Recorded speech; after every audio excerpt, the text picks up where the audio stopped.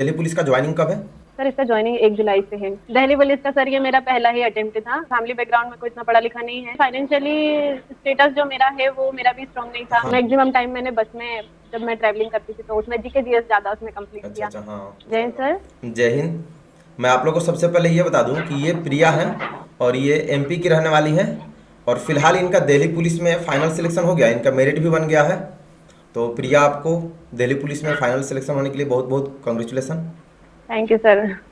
और सबसे पहले हम लोग ये जानना चाहेंगे कि इनका दिल्ली पुलिस के जो इन्होंने प्रिपरेशन किया था, कहाँ से किया था, कितने पर मेरिट बना। इन्होंने एनसीसी भी किया है, तो इनको एनसीसी का बेनिफिट उसमें कहाँ मिला, कितना मिला, और सारा कुछ हम लोग बात करें। तो सबसे पहले हम लोग जानते हैं इनकी दिल्ली पुलिस प्रिपरेशन की जर्नी के बारे में। बताइएगा प्रिया आप। सर मैंने प्रिपरेशन 1 से 1.5 साल पहले समथिंग स्टार्ट की थी। फिलहाल मेरा सिलेक्शन हुआ है। सिलेबस वगैरह के बारे में बताना चाहूँ तो जीके जीएस मैथमेटिक्स और रीजनिंग वगैरह होती 100 नंबर का है। टोटल पेपर होता है। जी सर, 100 नंबर का पेपर होता है। उसमें से 50 नंबर का जीके जीएस होता है हाँ। और 25 नंबर का रीजनिंग होता है और 15 नंबर का मैथमेटिक्स होता है और 10 नंबर का कंप्यूटर होता ज़्यादा वेटेज है। जीके ये जीएस का ही है। जी सर, जीके जीएस का ज़्यादा वेटेज है इसमें और सेल्फ ही मैंने पढ़ाई सेल्फ ज़्यादा की है हाँ। और बाकी कोचिंग वगैरह का भी थोड़ा बहुत सहारा लिया है, लेकिन सेल्फ स्टडी ज़्यादा की है। इसका फॉर्म कब निकलता है दिल्ली पुलिस का? फॉर्म सर हर 1-2 साल में इसकी वैकेंसी आती है, तो वो एसएससी की वेबसाइट पर अपन को देखने के लिए मिल जाती है। इसमें एनसीसी का फिर आपको बेनिफिट कितना मिला? एनसीसी का सर जैसे अपने पास सर्टिफिकेट के हिसाब से इसमें बेनिफिट मिलता है। बी सर्टिफिकेट होल्डर को यहाँ पे 5 मार्क्स एक्स्ट्रा मिलते हैं, सॉरी 3 मार्क्स मिलते हैं, और सी सर्टिफिकेट वाले को 5 मार्क्स एक्स्ट्रा मिलते हैं। तो आपके पास सी सर्टिफिकेट था? सर मेरा क्या है, एक्चुअली प्रोवाइड नहीं करवाया था मेरे को यूनिट से, जो मेरा बी था वही मैंने लगाया। अच्छा। 3 मार्क्स मेरे को उसके एक्स्ट्रा, वो अपने पास अवेलेबल होना चाहिए क्योंकि जब डॉक्यूमेंट वेरिफिकेशन होता है तो वो लोग अपन से ओरिजिनल मांगते हैं। हाँ, बटालियन में फिर वो डॉक्यूमेंट वेरिफिकेशन के लिए जाता है, तो फिर आपको वहाँ से ना वेरीफाई होने के जी बाद ही आपका एक्स्ट्रा जो मार्क्स होता है उसमें ऐड जी होता है। जी जी और सर, जी आपने सर, तो एनसीसी का इस प्रिपरेशन वजह कहाँ से से किया था? एनसीसी का प्रिपरेशन सर वैसे मेरा यूनिट भोपाल था, 1 एमपी नेवल यूनिट भोपाल, वहाँ से मैंने एनसीसी किया है। लेकिन प्रिपरेशन की बात करें तो मैंने तेजस एनसीसी आर्मी चैनल से किया है। उसी समय में आपके चैनल से जुड़ी थी और यहाँ से मैंने काफी, मेरे को बहुत बेनिफिट हुआ क्योंकि जितना भी कंटेंट था सब यहीं से मेरे को मिला। क्योंकि मेरा नेवी था तो उसमें कुछ चीजें डिफरेंट थी, बट फिर मैंने आपको मैसेज वगैरह किए थे कि सर मेरे हाँ, पास कंटेंट नहीं है, तो आपने मेरे को पीडीएफ वगैरह प्रोवाइड ग्रुप की भी थी, आप तो इस लोगों ने ज्वाइन प्रकार किया था, से। हाँ। जी जी सर, तो मेरा पूरा हुआ। दिल्ली पुलिस का ज्वाइनिंग कब है? सर इसका ज्वाइनिंग 1 जुलाई से है। अच्छा, 1 जुलाई को मतलब आप ट्रेनिंग के लिए चली जाएंगी। जी जी फिर आपका पासिंग आउट परेड हो जाएगा, तो फिर से एक अच्छा सा इंटरव्यू, उसमें आप पूरा प्रोसेस फिर से बता देना, जी तब आप यूनिफॉर्म में होगे, तब और अच्छा होगा। जी जी ताकि लोगों को जी समझ सर। में आए। और अभी मैंने ना जीके जी जीएस का इस चैनल पे भी मैंने स्टार्ट कर दिया है। ये मेरा दूसरा वाला चैनल पे वीडियो जाएगा, आर्मी लेवर तेजस वाले पे, क्योंकि काफ़ी लोग ना मेहनत ही नहीं करते हैं और काफ़ी लोग का फाइनेंशियल बैकग्राउंड उनका अच्छा नहीं होता, तो उसकी वजह से लोग और थोड़ा सा टूट जाते हैं, उनको कोई मतलब आगे से गाइडलाइन भी नहीं मिलता। तो आपको गाइडलाइन वगैरह कोई देने वाला था क्या? सर गाइडेंस वाला तो एक्चुअली में कोई नहीं था क्योंकि फैमिली बैकग्राउंड में कोई इतना पढ़ा लिखा नहीं है और ऐसे कोई इतना बड़ा फैमिली भी नहीं था कि कोई दूर दूर तक कोई भाई बहन या दोस्त ऐसा कुछ हो तो बता दे। मैंने ये सब चीजें लोगों को देख देख के ही सीखा है कि हाँ भाई उनका ऐसा सिलेक्शन हुआ है तो कैसे अपन कर सकते हैं, सारी चीजें खुद से ही करने की कोशिश की है और यूट्यूब वगैरह का सहारा लिया है।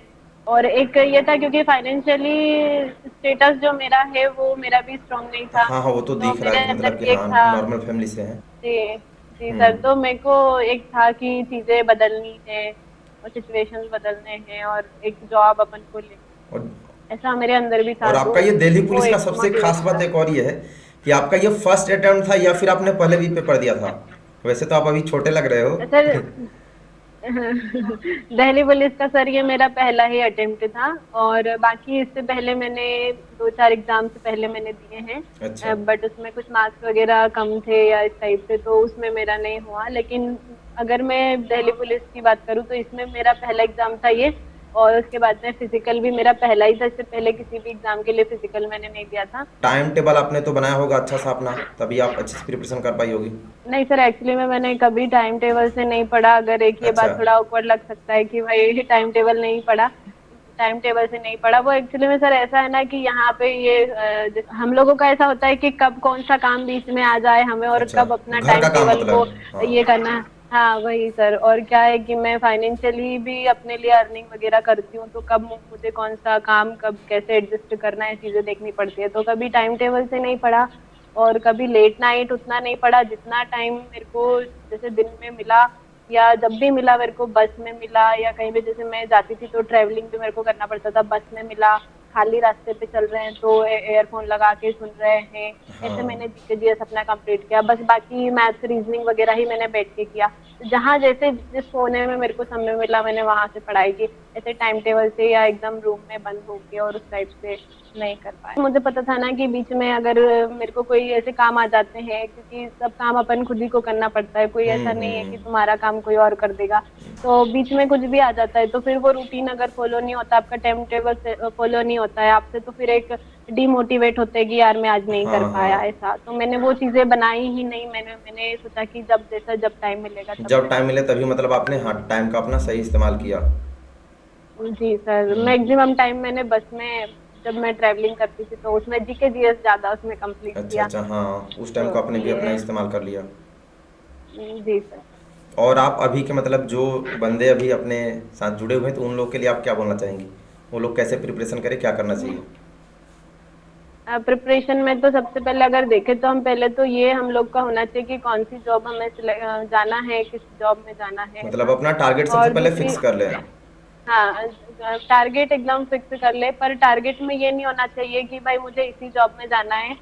मतलब एक के पीछे मत भागो, क्योंकि उसमें ऐसा हो सकता है ना कि किन्हीं रीजन से आप उसमें रह सकते हो। बस आपका हाँ। टारगेट ये होना चाहिए कि आपको देश सेवा करनी है तो किसी एक गवर्नमेंट जॉब में जाओ, लाइक आर्मी, पुलिस वगैरह ऐसा।